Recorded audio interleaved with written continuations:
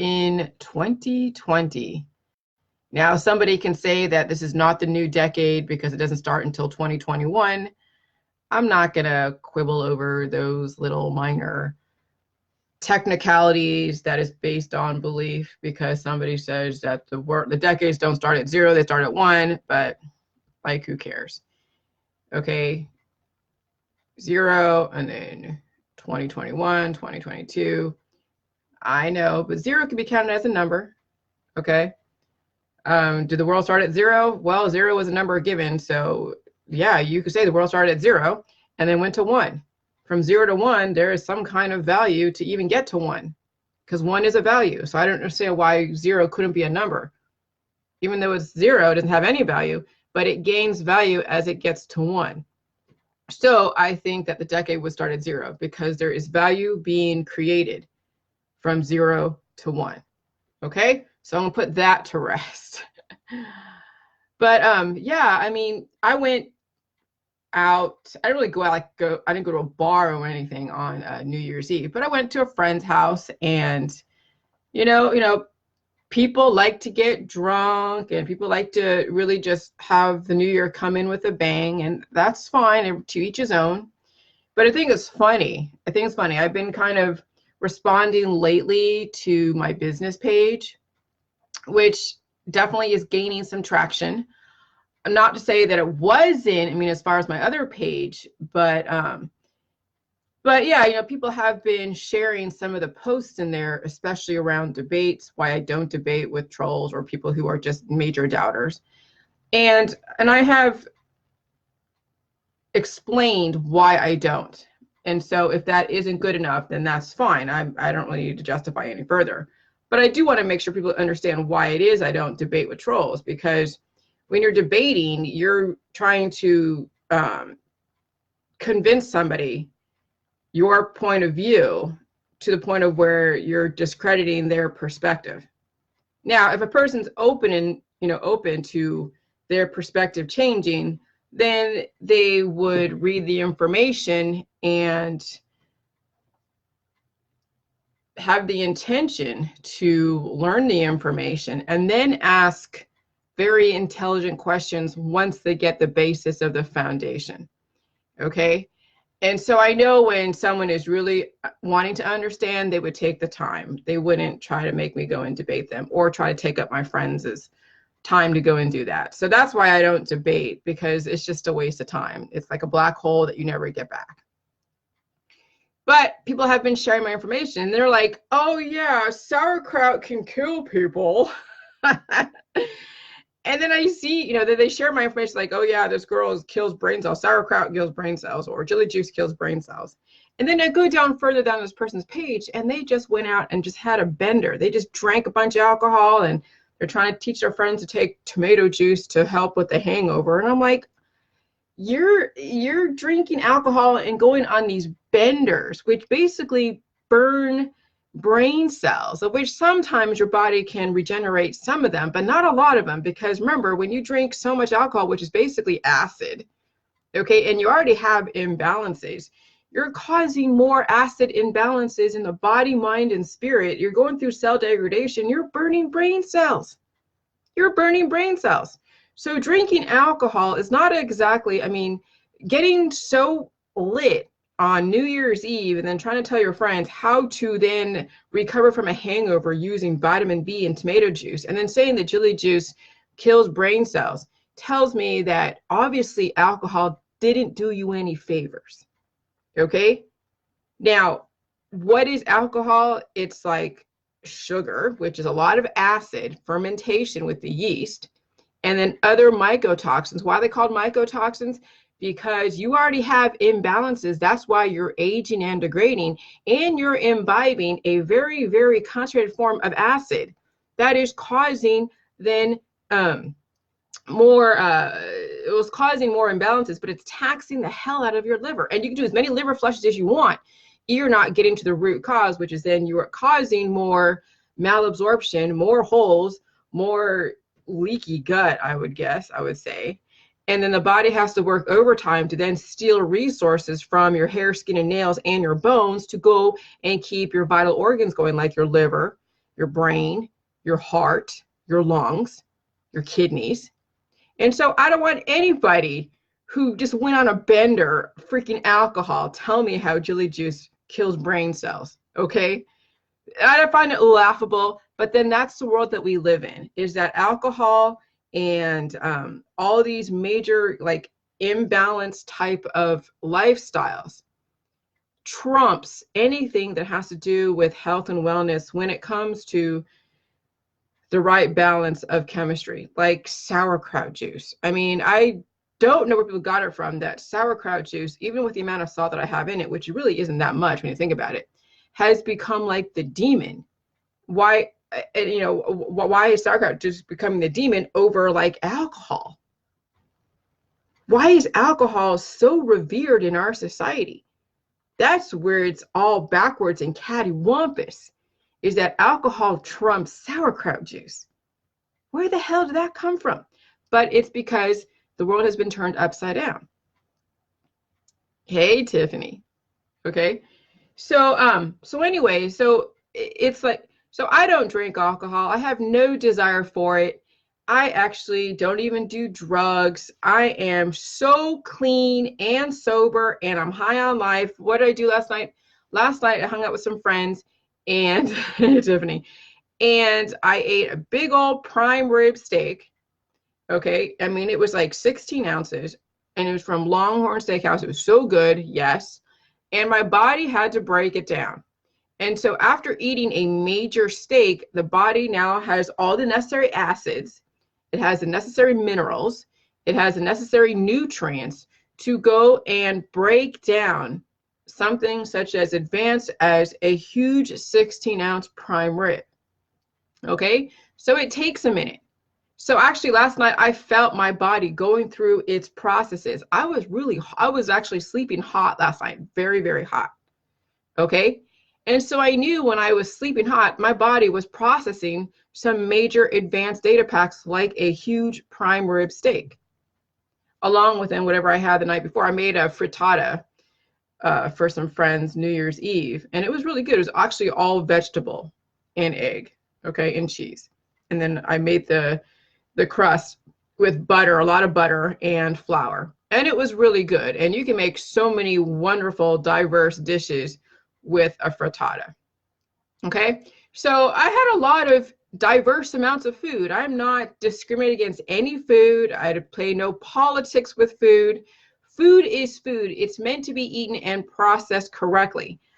And then I don't have any desire to drink alcohol. I have no desire to do any drugs. I have no desire to escape my current life because I like my current life. Okay, now I know it seems like I'm being judgmental to those that drink alcohol, but it makes you wonder, what is it about alcohol that people have to go and escape their current life, to go and then mess with their body, mind, and spirit by bringing up hormones? Because that's what alcohol does. I mean, because it's such a condensed version of acid that it does bring up hormones and it does alter. And then your body, when it gets too much of it, that's when people start throwing up. When they start, you know, I mean, you see what happens when people have too much of alcohol. The body goes into a certain kind of anaphylaxis, so to speak, or, you know, they just act a little crazy. Now, my husband can take a lot of alcohol. He drank some people under the table, okay? So his body has been primed to drink a lot of alcohol. Not many people can handle, and I'm not trying to brag, and it almost kind of concerns me to where I'm like, damn, dude. But that's the world that he came from. Okay, so it is what it is. It's not going to do him any favors down the road. Okay, but it's the culture. And believe me, I'm trying to penetrate that culture, but it's not easy. And I may never, and that's okay. You know, he has his information. If he decides to do the jelly juice and cut down on the alcohol during those times, because even once a year, twice a year, 3 times a year, getting so smashed, it's not going to do you any favors. I don't care, you know, how often you do alcohol. When you do it to such an extent to where, yeah, you get so drunk, it does work and tax and age the body and compounds your already imbalances in your fatty acid, amino acid, prohormones, and minerals. So in a lot of ways, watching the world and what they do as far as these celebrations is another lesson in of itself, because you're watching now the immune system kick in and purge out. I mean, I've done it. I've eaten edibles where my body threw up. I've drank a lot of alcohol where my body threw up. And that is your immune system trying to save you when you're taking in an inordinate amount of hormones and minerals and acids. However, people are trying to liken the J juice as if it was poisoned. And this is where the most important thing for J juice, it was tested in a lab. You know, it was tested in a lab. You can test my juice in a lab and it'll come up with a certain amount of colony forming units of probiotics, lactic acid. Though it's not just lactic acid that's in the J juice, but it shows that it's not antibiotic, so it's not going to work against you. However, just doing pure probiotics can work against a person, but J juice is not pure probiotics. It's not just this lactobacillic acid, because there is complications when you just take a probiotic paired with the wrong thing. And when people are drinking kombucha and apple cider vinegar or acidophilus, like yogurt or milk, is when it turns into like an overabundance of acid, causing more imbalances in the body. That's why there are complications when you're just taking a probiotic type of drink that isn't paired with the salt. Okay, so some people are thinking that the J juice is poisonous. It is not. It's been tested in the lab and all of that, but symptoms come up. And people are baffled. Why do symptoms come up if the J juice isn't poisonous? It's been tested in a lab. It's a probiotic paired with cabbage, which is not poisonous, or kale, or pink salt. And then what balanced out salt is water. So hyponatremia, which is too much salt, is never really been diagnosed. I think the only way you can diagnose with someone with hyponatremia is if they're stuck in the middle of the Atlantic Ocean or the Pacific Ocean or the Indian Ocean or whatever salt water, and there is no fresh water to be had. So when you're drinking massive amounts of salt water with no fresh water to balance out, that's when hyponatremia happens. Or when you're taking medications that suck the water out of your body, but just leave the minerals. And so then, yeah, there are certain medications and diseases that do that, that just leave the electrolytes and not really use it, but sucks the liquid out of your body. Okay, but J juice, people have done tests as far as their own biochemistry, and salt was never in overabundance. If anything, it was just right, perfect levels. Well, how is it that you get symptoms and you get like normal tests of salt? So salt isn't poisonous, cabbage isn't poisonous, water isn't poisonous. What is it? Well, this is where evidence-based medicine and faith-based medicine, this is where I'm bringing everything in. Okay, so what is science? Science is agreed upon laws that is based upon experimentation, observation, and a conclusion. Okay, so with the Jilly juice and with evidence-based medicine, there is an experimentation. Okay, so like problem, reaction, solution, experimentation, then there's an observation. You're observing symptoms. But the evidence-based medicine with the experimentation and observation is fueled by intention. And then there's a conclusion, when you look at the experimentation, do the experimentation and you do the observation, you're going to write down, this is my experiment. I'm going to take Jilly juice and drink it. And then you observe what happens. And then people come up with a conclusion. Well, where does this conclusion come from? Because conclusions don't come from a vacuum. Conclusions are based upon someone's perception of the experiment and the observation. It's applying a meaning based upon an intention. Well, what are intentions? Intentions are based upon what your beliefs is. It's like a predetermined conclusion is intention. Okay? So when you have a conclusion that symptoms mean something is bad, pain means something is bad, it needs to be stopped. So the intention is with your experimentation and your observation is to suppress the symptoms. That is evidence-based medicine. Okay? And then that evidence-based medicine is only good up to a certain point where the body can handle the remedies, can handle the procedures, can handle all evidence-based medicine remedies that are on the market, whether it's holistic or allopathic. But then what is faith-based medicine? That's when you go to a place like Liberia, the sub-Saharan desert, where there's very little infrastructure, if at all, obviously no modern medicine. And so then it's pure Darwinism. What is pure Darwinism? It's when Mother Nature is the one who is the judge, jury, and executioner. There is no due process. What is due process? When you have evidence-based medicine to go in and intervene and stop the symptoms from accelerating, because that's what cancer is.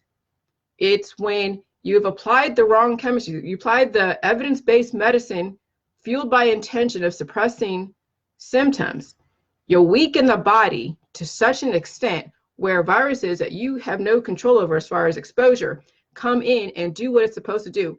Recycle you back to the universe if you have weaknesses, or completely decimate you, same thing, or completely strengthen your body to where you're able to adapt to anything. So faith-based is where you're leaving Mother Nature to be the judge, jury, and executioner. And that happens in a place like the sub-Saharan desert. Irma, okay. You need to go, and I told you, go get my book. I do not want answer any questions. I don't answer any questions on here. You need to read my book, watch my videos, but I do not answer questions. So I'm going to delete that, and I'm going to let you go do your research. Okay? This is not a question and answer time. So anyways, science-based medicine and faith-based medicine. So when you go into like the sub-Saharan desert or you're in hospice, that then is like faith-based medicine. That's pure Darwinism. That is when Mother Nature is judge, jury, and executioner. Okay?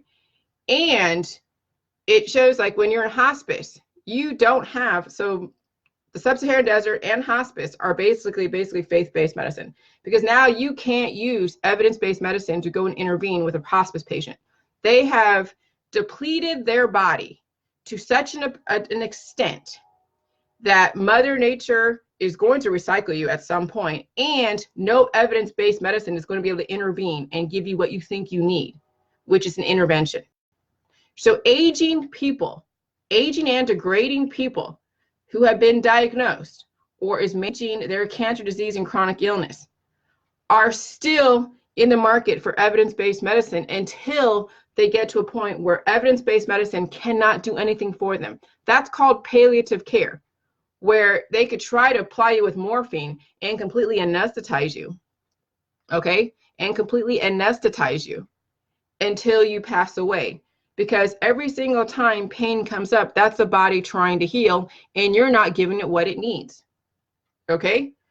So, the whole thing with Jilly Juice, and you can go get my book, you can go read or watch my videos, go look at my featured photos. You can Google Jilly Juice.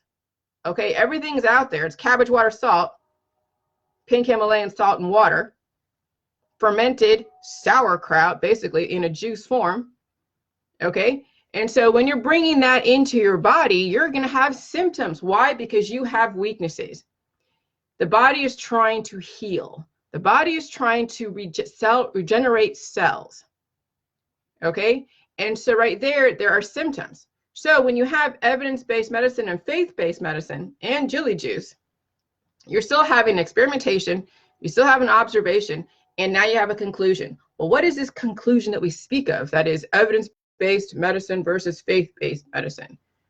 Okay, the conclusion is people want to live. And so, yeah, that's the whole point of all these procedures and medical intervention and vaccines, is to give somebody a chance at life. No matter what, if they come into this world with maladaptive skills, they're still adapting a little bit, but yes, you're seeing that their shelf life is very, limited. But the symptoms in Jilly Juice and the symptoms in the allopathic holistic world are the same thing. It's the body trying to heal from a weakness.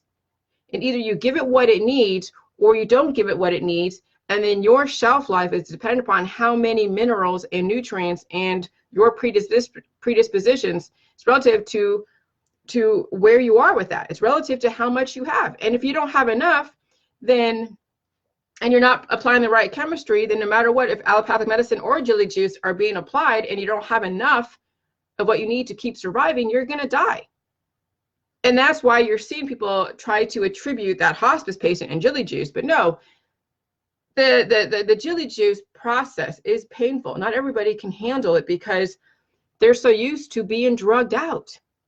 And when you're used to being drugged out, you're not going to take enough Jilly Juice to make a difference when you're in hospice. You're in hospice because you've applied years and years of the wrong chemistry trying to suppress the symptoms and change your diet, be vegan and vegetarian, all of that, okay? You have applied the wrong chemistry to your body over time, and every single time you suppress a symptom, a new one comes up. And so that's how that hospice patient ended up in hospice patients, and then they try to do a Hail Mary. They think that Jilly Juice is going to be a miracle at the 11th hour.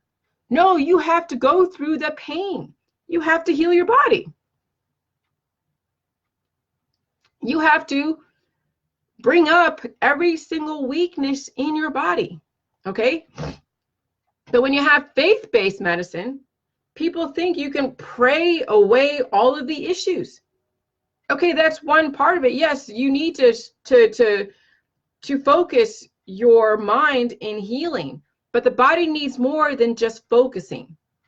The body needs more than just praying. The body needs the nutrition, and you have to understand why symptoms happen. Symptoms in of itself are not a bad thing.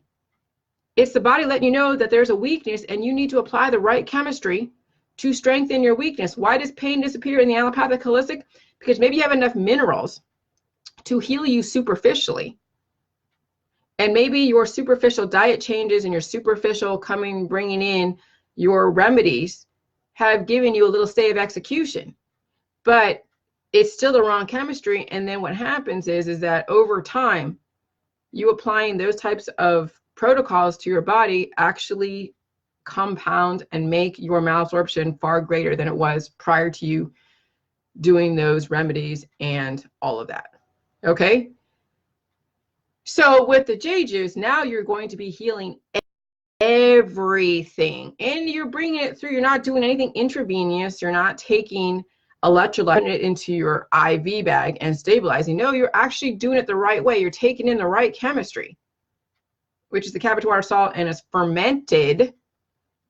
So you get the probiotics, you get the micro macronutrition fermented down to pre-digested state, and you get the water, and then you get the waterfalls. And this is where I debunked Dr. Phil. This is where I debunked Dr. Yaudine, because they purposely, intentionally did not look at the fermentation process. They only want to focus on the salt. And when you only focus on salt, you act as if I put everybody out in the middle of the freaking ocean with no fresh water and no cabbage or kale or probiotic, which is, I'm sure, what Dr. Yaudine sells in her little supplement store. Okay? No, they want to focus on the salt and say, oh yeah, it's going to cause you heart attacks and strokes. Well, here's the thing. Salt is an energizing force no matter what. It is probably the most prevalent compound element known to mankind. It is in the freaking ocean. It's in the Himalayan mountains. Okay? You need a massive amount of salt, but not just salt. You need the water. You need the hydrogen. Okay? You need the H2O. Okay? You need to have the micro and macronutrition that's broken down in the cabbage and kale. It makes no sense to take salt water, Sole, which is another remedy, because what that does is it energizes your immune system, gets rid of, yes, what it can, but it still doesn't fix the issue. So people that are doing these saltwater flushes think that they're doing an amazing thing. No, all you're doing is energizing your immune system. Maybe it's getting rid of some poop, but you still haven't fixed the weakness. So the anomalies are still there. Okay, and you keep energizing your system and you have malabsorption. You're not really absorbing those minerals in salt water. And then the body is stealing resources, because every time you energize your system, yeah, you may be using some of those minerals in the salt water, but you're not bringing in enough nutrition. No, it doesn't make sense to do salt water and then puree cabbage on the side, and then okay, I'm going to do this kombucha on the side. So now you've compartmentalized the J juice into the salt water with your little pureed cabbage juice, and then your little kombucha with the sugar and all that crap, and you're doing them separately. The body still has to react to them separately. It's still not getting the synergistic chemical process with all of them put together. And you're still aging and degrading. And that's why the holistic industry is not putting out anything that different than the allopathic industry. People are still aging and degrading. Maybe they've given them a stay of execution, which is the whole point of the allopathic holistic industry, is they believe in life, yes, but their belief system is that at some point you're going to die. At some point you're going to reach hospice where there's nothing left for you. And some of you are experiencing that right now with your friends and family. They don't want to feel pain. You don't want to introduce this because you're too afraid of the backlash. And guess what? Your friends and family and you are being recycled back into the universe, because a body can only handle so many predispositions that you incur every single day. Every single little trauma, every single little cut and little scrape, every single little virus that you've been exposed to on a weak body, and now you're suffering from symptoms, that is compounding your predispositions, making them bigger to one day down the road in the future. It could be sooner or it could be later. You're going to be diagnosed because there's going to be some bacteria. There's going to be something in your environment that's going to capitalize on all your weaknesses.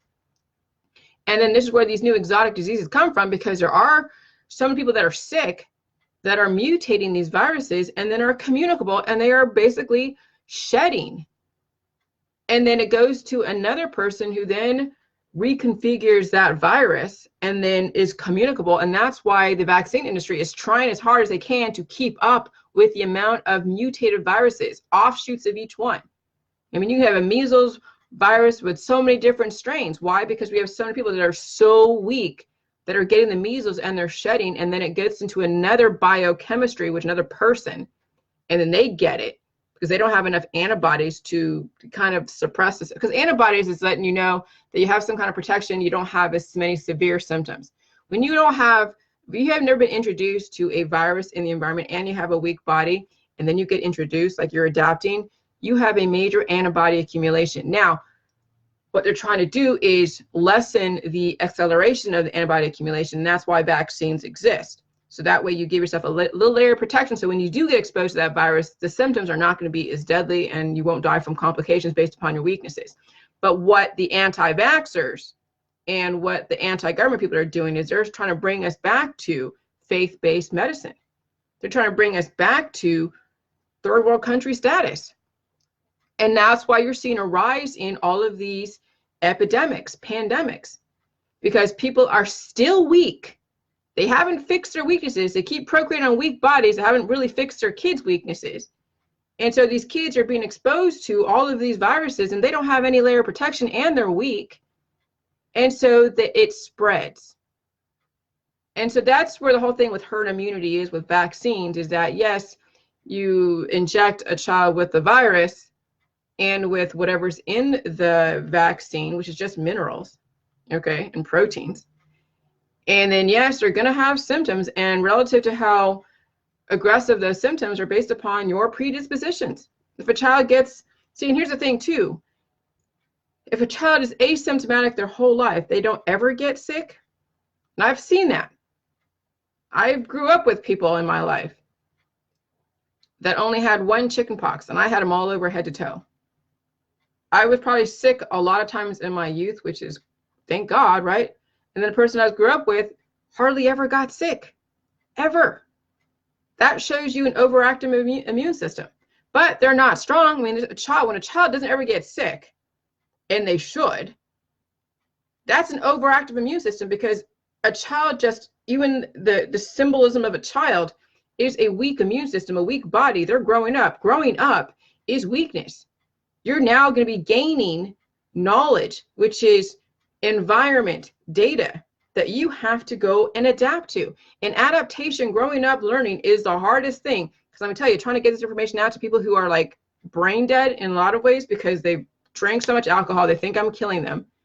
They can't learn this for whatever reason because it's too much. They don't have enough in their body to handle new information. And so guess what? They have symptoms of hatred, symptoms of reaction.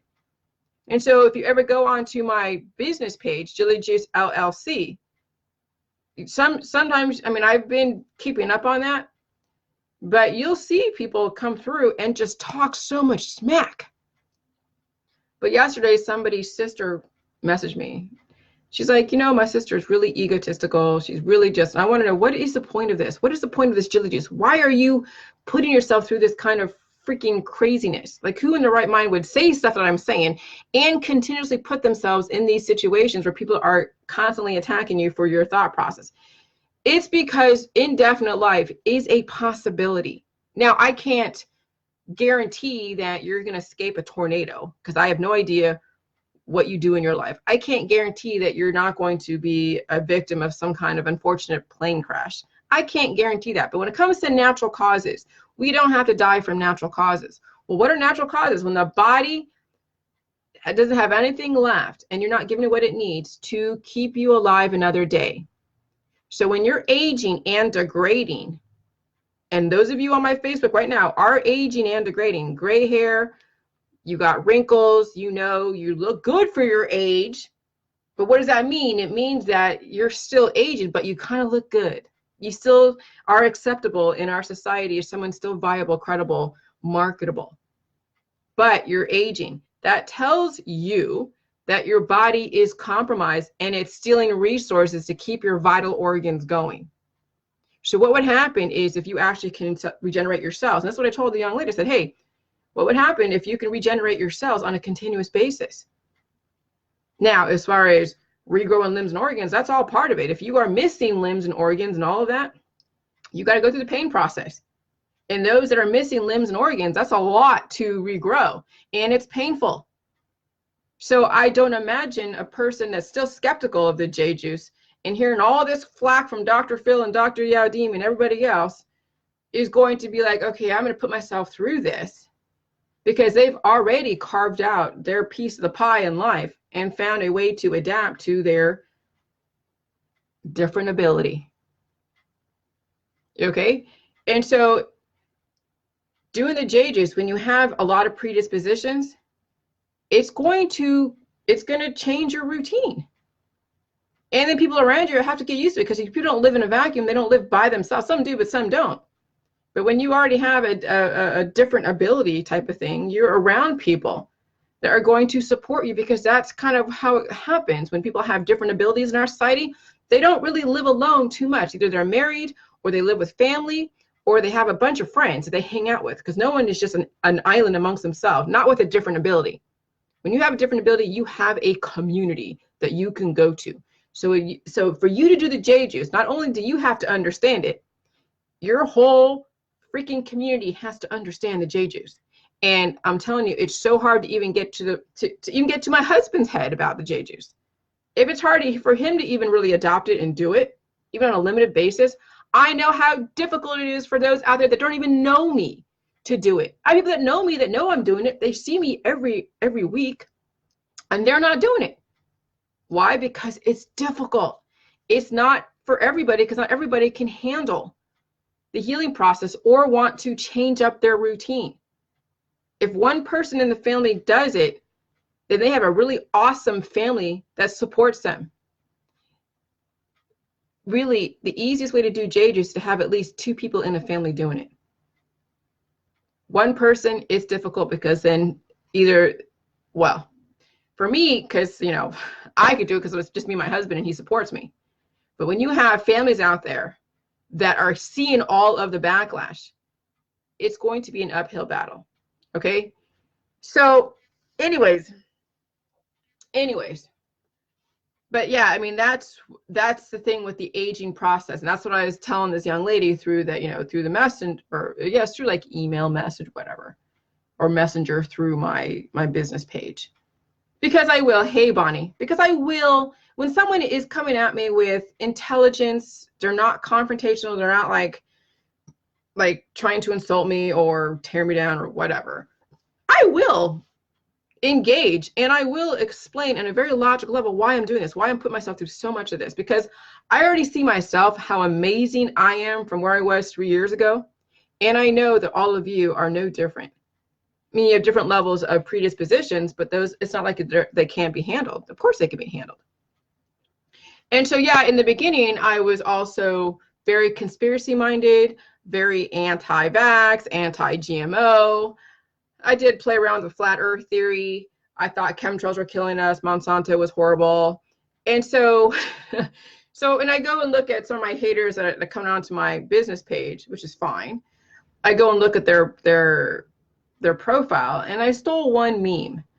Okay. And it was really, and the way to know that you're healed and sealed is when you can actually argue for the other person's side effectively. When you know exactly where they're coming from. And then you're going to take a position no matter what. But when you take a position, can you substantiate it? Can you and make it, you know, and still say that it's okay for that person to have that belief system? So I'm going to read you this meme because it really, you know, it's a good exercise in learning the other person's perspective. So those of you that are anti-vax, you need to learn how to then explain why vaccines, why they exist. So that way you understand why people get them and why people don't. And both sides need to learn each other's perspective. If not, you're always going to have this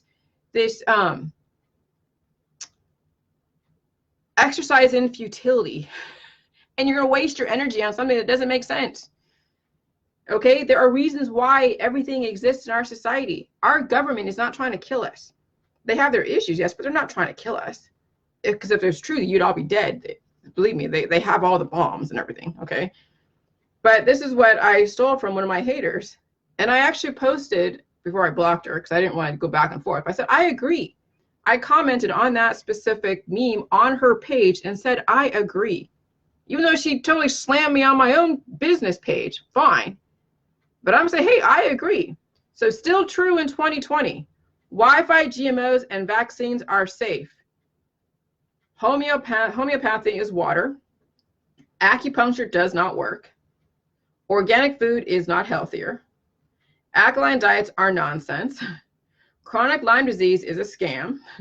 Humans are causing global warming. The earth is not flat. Okay. Those are some pretty like, wow. Okay. And that kind of flies in the face of those that believe the complete opposite.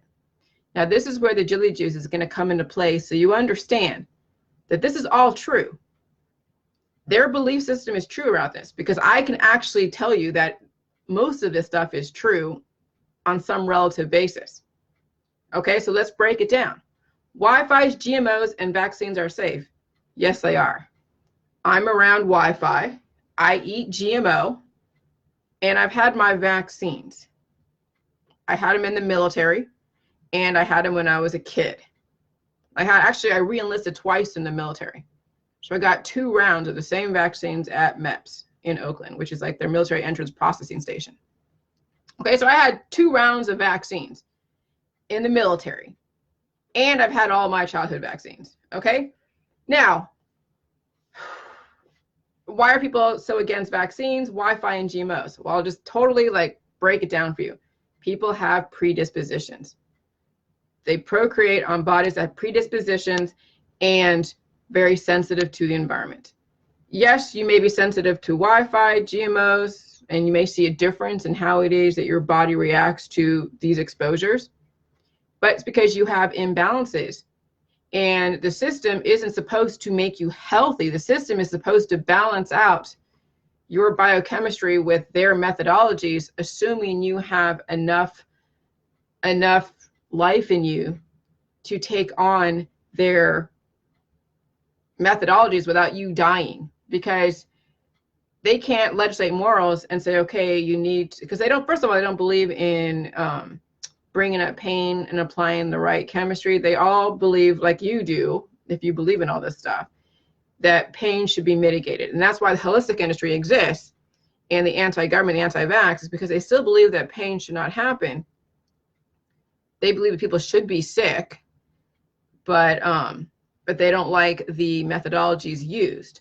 But here's the thing. It's like, if you don't get a vaccine and your kid is weak anyways, coming into a very aggressive environment, now you're leaving it up to pure Darwinism, faith-based medicine, where you're leaving it up to Mother Nature. And believe me, you go to a freaking third world country and you have a baby that's weak, the baby's not going to survive. Okay? So vaccines are safe, but there's always going to be a percentage that's going to succumb to it because they're that weak. There are babies that are born that are that weak. They wouldn't be able to survive the aggressive environment without the vaccine. And so you get the vaccine, they're not going to survive that either. And those are a weaker version. So if you can't even survive a vaccine, there's no freaking way you're going to be able to survive out there. However, some of the arguments against that is, my kid never got any vaccines and they're great. Well, yeah, you got past a certain point where the kid is able to adapt very quickly because of good genetics. However, you putting your kids in measles parties and you putting your kids in situations to where they have to now use what they have to fight, and you don't know what kind of predispositions they have, as well as what predispositions are incurring through their childhood, because childhood is traumatizing. Okay, then what happens is these anti-vaxxers, or kids start growing up and they have these complications, and they're going to the hospitals like Stanford to get some kind of specialized type of procedure. But they were anti-vax back then. But they still don't escape Mother Nature. They still don't escape the fact that they came into this world with predispositions. They just happen to be able to survive without some of these things that help certain infants. Okay, but if you can survive a vaccine or not survive having a vaccine in this environment, you're going to be fine up to a certain point. But then, you know, if you're not taking care of your body in the way that it should, you're not going to escape Mother Nature's judge, jury, and executioner ways. Okay, and she doesn't discriminate, but man does. Man will go and figure out who they can save and who they're like, hey, we can't save. And those that they can't save are those in hospice.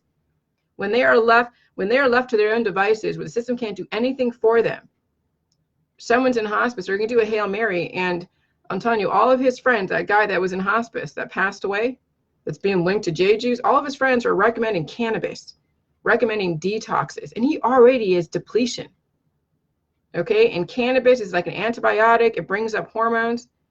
And when you have a hormonal imbalance, basically triggering your endocannabinoids to come to surface and then anesthetize you, you're now destroying him even faster. People don't realize this. Okay, so anyways, it's still true in 2020. Vaccines are safe. GMOs, genetically modified, is just a different conglomeration of elements that you're already exposed to, that is to help the product, the crops not die from all the different pests and elements and whatever. But all pesticides are just elements. But if you have a weak body, then you can't be around anything that has been FDA approved. If you're that weak, I could eat GMO. I could eat anything that's FDA approved or fruit and vegetable. And I don't have to discriminate, because my body is that well balanced. But that's not the government's job to balance out your body to an extent where you can handle everything. They're going to do functional medicine. They're going to look at your imbalances, say, okay, you guys stay away from this, stay away from that, and they play that game. But as soon as you play that game, you're going to paint yourself in a corner where you can't be around anything. You have to live in a bubble. And then when you live in a bubble, then your days are numbered. If you can't even be around anybody or any kind of food or any kind of conglomeration of elements, of fluctuations, then see you later. Your time is a ticking. So homeopathy is water. Oh, no, I'm sorry. Wi-Fi. I'm around Wi-Fi. Some people have electromagnetic sensitivity. Okay, then you have imbalances. You can't be around certain things. Well, good luck then. Then you're going to have to go live out there off grid, away from society, but that's not going to happen. And then the elements are going to overtake you, the bacteria, the viruses, because you're so afraid of the grid. You want to go live off the grid, away from the towers, away from Wi-Fi. You're so worried about your phone. You're so worried about your Wi-Fi. You're so worried about everything. And then there you go. And then you become even more extremely paranoid. And that paranoia then degrades your body. And then you live in a bubble or you get so psychotic or you're doing so many things that are going to harm you and harm your family and your children, okay, then someone has to go and then commit you, or medical intervention has to come in. So we're seeing that already. People are so afraid of Wi-Fi, they shut up everything off in their house. They try to live far away from these towers, or they're bitching and complaining on these group sites how the government's trying to kill them with Wi-Fi, the 5G. Okay. Homeopathy is water. Yeah, homeopathy is just basically a bunch of minerals and whatever that does stuff to you. Okay, I mean, yeah, I can see that. I mean, it's a little bit insulting to someone that's in a homeopathic medicine. But I mean, I talked to a homeopathic person back when I was first opening this up as far as the J juice, and all they did was take a bunch of minerals, okay? And when someone has, like, you know, herpes or some kind of flare-up, they go and give them a certain amount of these minerals, and then the person doesn't feel symptoms. So what they're doing is they're doing the same thing that the allopathic medicine is doing, but it's not sanctioned, it's not regulated, and you don't know what you're doing to your biochemistry. Okay, so you can take too much water, right, and not enough electrolytes, you can drown your body. It's the same thing with homeopathy. Is you're taking too many minerals, applying to a body that already has weaknesses, and you're going to cause more imbalances. And then modern medicine has to come in and intervene and say, hey, that's too much of this one element, too much dragon this, too much bentonite clay, too much of whatever. And you've now just compounded your issues. Should you have gone to us? Yeah, you should have gone to us a long time ago. But hey, yeah, I mean, taking a homeopathic pharmaceutical grade medicine versus a pharmaceutical grade, you know, type of medicine in the allopathic world, it's no difference. It's just the same thing. It's elements suppressing symptoms. It's fueled by intentions. You still have the experimentation, you still have observation, but the conclusion is based upon intention. Okay, so acupuncture does not work. What acupuncture is, it just brings up the prostaglandin hormone for a minute and other hormones to anesthetize you. Well, it doesn't bring up the prostaglandin. Prostaglandin is like pain, but it does bring up pain for a minute, and then what it does, other hormones come into play and then anesthetize you. But still, you still have the issues. It's like you're playing whack-a-mole. So, okay, so now you've basically deadened this part of your body. That's what acupuncture does, right? It kind of deadens parts of your body so you don't feel pain. And then the body then says, okay, everything's connected and something else is going to happen. It's a chain reaction of events. Like you are systematically deadening your body with acupuncture, with all the different remedies that mitigate pain. Alkaline diets are nonsense. Oh, I would totally agree. Alkaline diets is basically when you're taking too much of any one element to anesthetize you, to basically deplete and shut out the bad bacteria and the good bacteria. But it's no such thing as bad bacteria. It's all good bacteria, but you have imbalances. But now you have an increased amount of minerals, or you put too much of, you know, alkaline. What is alkaline? When you have too many things that will cause then another imbalance, an upset of homeostasis. So when you have too much bacteria, then you get all of this, what do you call it? Like lactic acid. Okay, too much bacteria, you get infection, and then you get antibodies and all of that. So alkaline diets are nonsense. Yeah, because now you're so alkaline that now you're also depleting your body's way of balancing things out, because you're causing more imbalances. That's why I say when you're doing the J juice with the water, you can do tap water. Okay, you can do tap water. There's no sense. If you have filtered water, fine, but don't turn it up to 9. Leave it at 7 pH neutral. Or use bottled water. I don't care what it is. You can use distilled water. But I use tap water. I actually drink tap water now. I drink tap. There's a little bit of chlorine smell. I let it just sit out for like a second, and it dissipates. And it's great. It tastes wonderful. Then people are like, well, what's all this white stuff around here? Why is it there's all this white? And it's all minerals. I got a highly mineralized water, but guess what? I have a great filtration system in my body that releases excess minerals and absorbs what I need. So I get a lot of minerals from my water. I get a lot of minerals from my J juice. I get a lot of minerals from my diet, and I get nutrients, and I get lactic acid, and I get the water, and I get electrolytes. My body is able to absorb what it needs and release the rest. But when people get so upset about tap water, it's because it's the holistic industry and the water filtration companies that are preying upon the fears of people who already have imbalances. And yes, when they do evidence-based medicine and you have imbalances, and you do an experimentation, observation, and come up with a conclusion, they're like, oh, I don't get a allergic reaction from this when I do this filtered water. Well, when you have an allergic reaction, it means you have an imbalance. But simply avoiding and changing your diet indefinitely is not the answer. See, now, in the J juice in the beginning, you're going to be avoiding, you're going to be playing the discrimination game because you already are. You have to transition. So then at some point, you're going to reintroduce foods back to your body and whatever else that you've been avoiding. And if you have a bunch of mucus, like a lot of mucus, like you feel like you're getting sick, then you still need to stay on the J juice diet protocol, bring in and repair. And then one day in the future, you're going to eat the same food that used to give you so much mucus, and you'll have very little, if at all. But mucus is the barometer to let you know there are imbalances in your fatty acids, amino acids, prohormones, and minerals. But mucus is very misunderstood.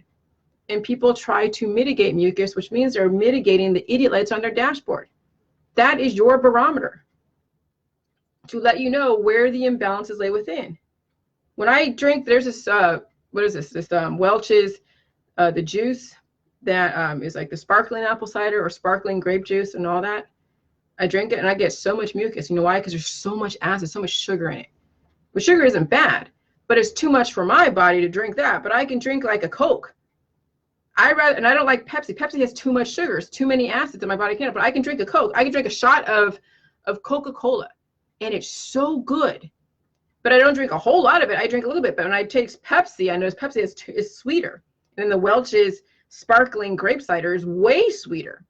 So when I notice that I have mucus from those two, but no mucus from a Coca-Cola, I know that there's a nice balance of minerals in the Coca-Cola, and there's too much of an imbalance for my body. Now, someone else can say, oh, I love Pepsi, but Coke makes me, mucusy.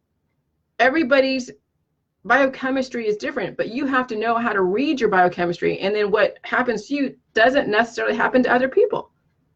But that's where our society is so wrong, is we project our imbalances and our strengths onto other people and think that people, should, and here's the thing.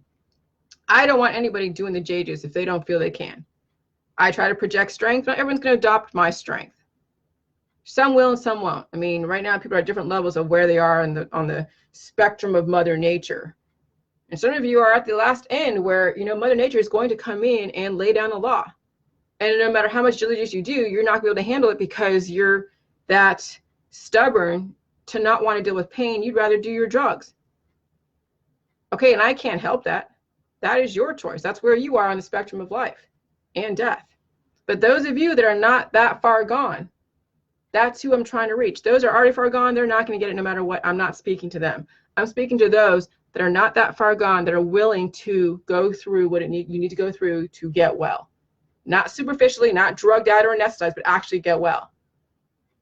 Okay? Organic food is not healthier. That's so true. Organic food, it just means that they use a different set of elements to handle the crops, but it's not healthier. You already have imbalances. Here's the thing. If a cow's stomach has 4 chambers, can break down grass and corn and grass, then you have already malabsorption and issues. You think that eating an organic piece of food is going to make any difference in your life?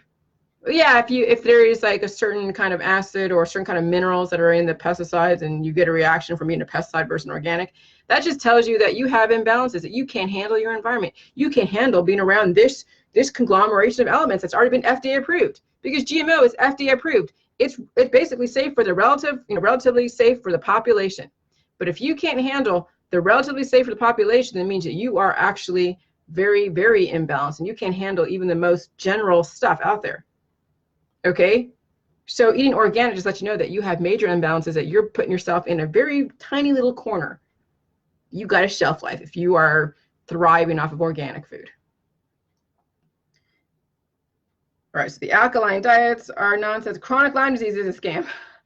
Now, I feel bad for having this on there, but I mean, it makes sense. Some of you have Lyme disease, okay? And whatever the case may be, this is what I said about this, so I can kind of save myself from being slammed for people that are doing the J juice and having Lyme disease. Not denying beliefs in self-diagnosis. Okay, some of you can self-diagnose, fine. And you have a belief, okay, based upon consensus out there. Okay, so not denying beliefs in self-diagnosis and maladaptive states, and that is diagnosis. However, with all types of diagnosis comes imbalanced belief-based conclusions that manifest into activism against perceptions of intention. What the hell does that mean? Well, I mean, yeah, there are new diseases out there. There are new diseases out there, okay, where you have an overproduction of minerals and keratin that come through the skin, and people are itchy, people are seeing stuff come through their skin, they're feeling all the different symptoms that are very similar to other diseases that are out there, but you have an imbalance in your keratin and in your minerals that are then creating these little filaments of stuff that is then itching. The body's trying to release it, right? Because you're overproducing it in your body, and then the body's trying to release it through your skin, and that's where you see the rashes and itchiness and all that. So I'm not denying that. And there's probably other like bacterias and parasites that are out there that people are exposed to, but their body is so maladaptive that they can't purge it out as soon as they become exposed to it. And then those things multiply, regardless of what it is. You have imbalances. You can call it Lyme disease, you can call it fibromyalgia, you can call all these things, that's fine. But as soon as, this is what I said, if you get triggered by this post, you are owning your disease or diagnosis. And then when you name a disease like Lyme disease, you give it life. And this is the world and the reality you live from.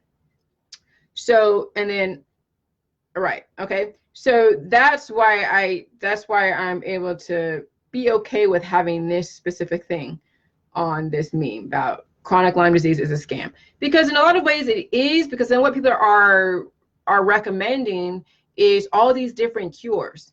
Like the thing with parasite cleanses, Lyme disease cleanses, candida cleanses, all these different cleanses and remedies is predicated upon naming every single symptom that you have that may not seem like the mainstream. I mean, I have PMDD, or had PMDD, I don't have it anymore, but that was the curse that I had, okay? But we need to have these names so people can understand and connect and feel a relationship. Because if you just don't give any names to these diseases and it's just symptoms, that would be easier. But the reason why these symptoms, these names of symptoms exist is because then the pharmaceutical industry will then create a remedy, as well as the holistic industry will create a remedy that is associated with that disease. And that's where patents come from. That's where legal stuff comes from around this. That's where biotech comes from, is the fact that every disease has to have a name. So then they can create a patent to do research on it to figure out then how to cure it. And cures are temporary. They're not long-term, and Jilly Juice is not a cure, okay?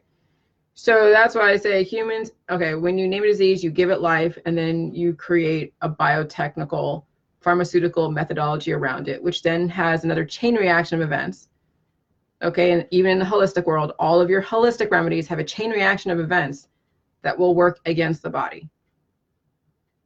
Okay, and then humans are causing global warming. Well, yeah, humans and biodiversity, global warming, I mean, whatever, changes in the environment.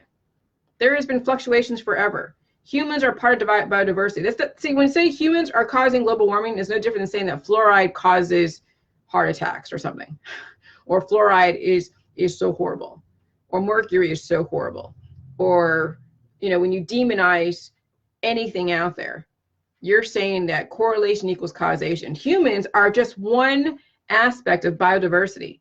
There's plants, there's animals, there's parasites, there's insects, okay? So yeah, it's true. Humans are causing fluctuation. Well, yeah, we're one of many, okay? So humans and biodiversity, all life contributes to fluctuations in the environment. When I was sleeping last night, processing my prime rib, my body was sleeping hot. I don't usually sleep that hot, okay? But I knew that my body was processing that prime rib. So I brought in something into the environment that was causing a rise in the temperature of the universe within my body, because it's breaking stuff down. So maybe that's what's causing right now, maybe why we're having a warming. People say, oh, it's chemtrails or it's this or that. It could be a lot of things, but here's the thing. We have 7 billion people on this planet, and a lot of them are really, really weak. And the decomposition, when something is decomposing in the body, it's an energy source because it's energy. We got 7 billion people decomposing at different stages, okay? It's going to cause some kind of fluctuation in the environment, okay? So, you know, then the virus like Ebola or the AIDS virus or anything comes in and then knocks down the weak people. That's the balancing forces in our environment, is viruses on a weak body. That's why I'm telling you guys, do the JJs. Deal with the pain, because I'm telling you, this Ebola virus is going to knock down a bunch of people because people are not going to do the Ebola virus vaccine. They're not doing any vaccine because they're so afraid of the government. So already Mother Nature's going to come in and lay down the law no matter what. Then you have this vaccine coming in, okay? And it's going to then, people are, you know, or not vaccine, but, well, yeah, the vaccine is going to come in and people are going to have, you know, adverse reactions because it is using the herpes simplex virus, one virus, housed with a glycoprotein glycopeptide inhibitor, which emulates the proteins in the Ebola. And that's what's going to help with, you know, with the symptoms, so they're not so aggressive when you get exposed to it. So if you're anti-vax and you get exposed to Ebola, you're done. When you're vaccinated and you get exposed to Ebola, okay, you'll suffer some symptoms, but it's not going to be deadly. Yeah, we might have some offshoots of exotic diseases, but I'd rather have a disease than be dead. And that's the whole thing with the vaccines in third world countries, is that when you cure disease or cure death, you get disease. When you have a very low infant mortality rate, you'll have a high rate of disease. A high infant mortality rate, you have a low rate of disease. Why? Because those weak people aren't there. They're done. They're dead. That's why I think Africa is stronger than than America, because they don't have so much medical intervention to weaken the population.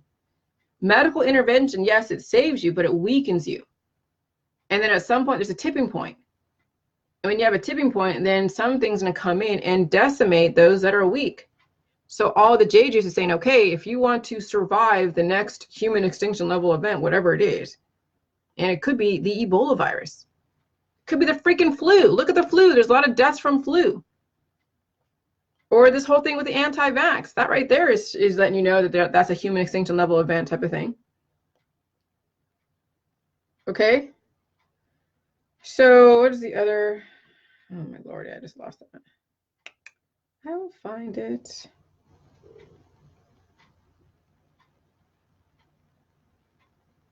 Oh, here we go. The earth is not flat.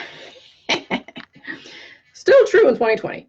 See, I don't care. And I know this has become like a major thing. And I did kind of play around with the whole, because I was in the conspiracy community, anti-government community. And I'm thinking like, oh, okay, if they're lying about this, they could be lying about that. And you know what? Here's the thing. When you have science-based or evidence-based medicine, science-based medicine, faith-based medicine, you still have the experimentation, you still have the observation, and then you have the conclusion. The conclusion is actually a matter of belief. Should you live? Should you die? Should you live a little bit and then die? Or should you just die tomorrow? Any conclusion is based upon faith. It's based upon a belief. Because that's why J-juice and the allopathic industry are the same as far as the symptoms. Those symptoms mean the body's trying to survive and you're not giving it what it needs, or you're going to give it what it needs and you live another day. But the conclusion and the intention is belief. Okay, the conclusion is whether you should live or die, or whether the earth is flat or round. Okay, and so instead of reinventing the wheel, that's my whole thing. Instead of reinventing the wheel and trying to then create another science to support flat versus round, it makes no difference if the world is flat or round to me. It makes no difference in the scheme of life, in the scheme of what I'm doing. Okay, I don't care. Now, if I want to go to space, okay, then if I go to space, like, and become an astronaut, then I can tell you. Then people be like, who are totally like adamant that the world is flat, like, oh, you're paid informant, you're paid this, you're paid that to say this, you sold out. So it doesn't matter what I say. So every single individual person is going to have to go and find out for themselves. And we don't have easy access to spaceships to go and then rocket off into outer space to then see what it looks like. Okay. I mean, you know, you can replenish the wheel, but whatever you want to call it, does it even matter? Doesn't matter if the world is flat or if the world is round. Who cares? It's not even something that I'm willing to even debate. Okay? I mean, it's like, at this point, okay, we have 7 billion people on the planet who are aging and decaying, who are decomposing, causing global warming, okay? And then we're trying to control the weather so that way we have some places that can get rain that wasn't getting rain, and some places that are not getting rain, get rain or whatever, okay? And so we have a lot more important things right now to focus on. Not saying that flat versus round isn't important, but does it really, does it make sense to focus on that? Does it make sense to spin your wheels on that? I mean, I guess if there's nothing else going on, but we have 7 billion people to get to, and not everyone's going to survive these different fluctuations in the universe. And I guess you can multitask. I guess you can work about flat versus round and do J juice and be healed and okay, fine. But I just don't see a point in trying to prove either. But it makes things interesting. It makes you think. yeah, John. Yeah, John. But yeah, I mean, I gotta write, you know, but this is the thing, okay? So you understand the kind of premise of this whole conversation. Evidence-based science or medicine is fueled by intention. So the holistic and allopathic, you know, medicine and their remedies is based upon mitigating pain, okay? But it's all fueled by intention. So even though symptoms come up, the whole point is people are drugged out, taking cannabis, taking all these different things to suppress the pain hormone, the prostaglandin hormone. And then the J juice is still evidence-based science, fueled by intention, is to bring up the pain so you heal and seal, and then never ever have to deal with that same, you know, trauma ever again. You have now finally purged the trauma and strengthened your body. And so the virus is going to pass you over. It's not, I mean, you'll still be exposed to viruses, but they're not going to recycle you back into the universe, capitalizing on your weaknesses. Faith-based medicine is pure Darwinism. It's like third world countries that has no medical intervention, or it's hospice in the West, where now there is no more evidence-based medicine to come in and intervene. Now you're left to Mother Nature to lay down the law, and she will, and she has. When you're in hospice, faith-based medicine is the only thing, and that is Mother Nature finally getting her due. So you can say that Mother Nature's like Satan. She's finally taken the souls. See, it's kind of like, you know, a paradox. How is Mother Nature be like satanic? But that's kind of what it is. When you let yourself get that bad to where you can't even get evidence-based medicine like J juice to help you, as well as the holistic allopathic, because you're in hospice or in third world country, now it's up to Mother Nature to lay down the law, and she has, and she will. So we can use Mother Nature to our advantage and still use evidence-based science and merge those things together. So that's why I say you can do J juice, you can have your prescription drugs and your implants for a certain amount of time until you figure out what to do with your implants. But the body doesn't need those implants when you've now strengthened your body and healed those weaknesses that caused you to have the implants to begin with. And so now you have to figure out what you want to do with those things in your body that don't really belong. Okay? But that's up to you and your doctor. Now, I know a couple of years ago, I was against doctors, against anything like that. And I believe me, it's biting me in the ass, but that's okay. That's where I was at. And I didn't do myself any favors reacting. But then, hey, everything was new at the time. I knew I had something, but I still had to go through the layers of healing, the layers of de-brainwashing myself, that I brainwashed myself in the conspiracy world and anti-government world, all of that. But it needed to happen. So I can now argue both sides and understand both the argument, to understand where people are coming from, and then to speak to that without completely insulting them. Though I did say, yes, there's popular science lemmings. That's my only pejorative, sort of pejorative, pop science lemmings. What's a lemming? A lemming will follow the crowd over the cliff, and it won't think critically because they're following the crowd. Well, there's pop science. You know, Dr. Phil is pop science, so is Dr. Yao Diem. the guest doctor on his show. He went to UCLA and all that stuff. You know, Dr. Oz, all the doctors, Dr. Tenpenny, every single doctor out there is based upon popular science. Mitigate pain, anesthetize yourself, drug you, or take a holistic remedy or cannabis. It's all the same stuff.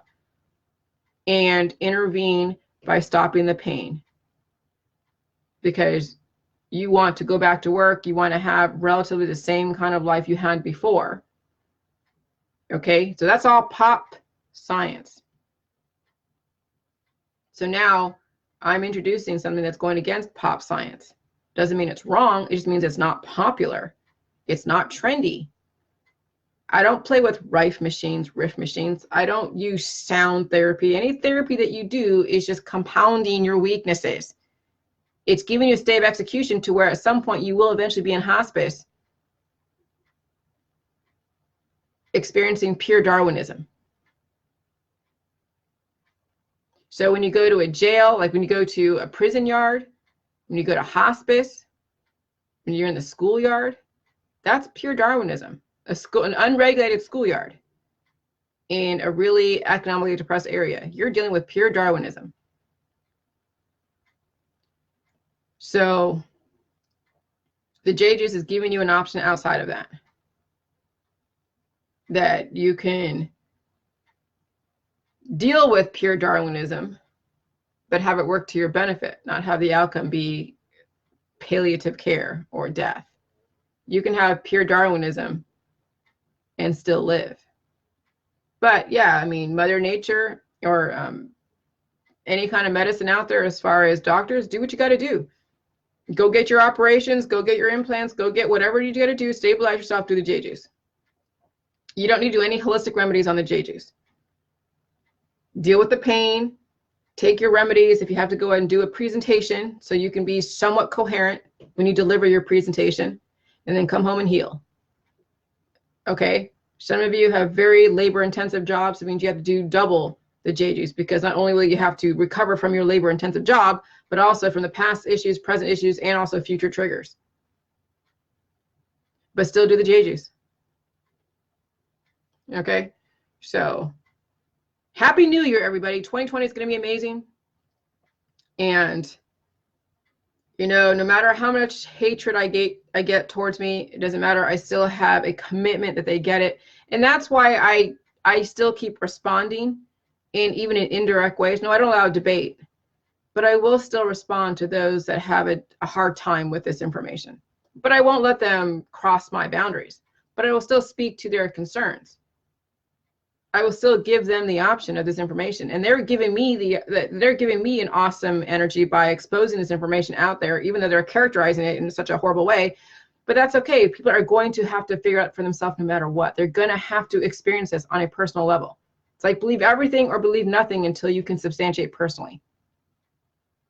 And if you believe nothing until you can substantiate, then you do the J-Juice and you can personally substantiate.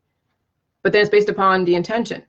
If you're all about mitigating pain, then don't ever do the J-Juice, because you're going to have to deal with pain. Go back into the system, get your drugs, get your protocols, get your whatever, get your operations, and live that predictable life. And you know where you're going to end up. Just look at your parents. So there's no mystery in the allopathic holistic world, because you can see where you're going to end up if you follow the crowd. Okay. So now the J-Juice is saying, hey, maybe you don't have to end up like your parents, or like Rick Simpson, or like Willie Nelson, or like Jack LaLanne. Maybe you don't have to end up that way. Maybe. All right. You guys have a great Happy New Year. Just read my information, watch my videos. You know, no one should sell you this. No one should convince you of this. No one should ram this down your throat. It's all pure information. You do what you want with it. So, all right. Bye.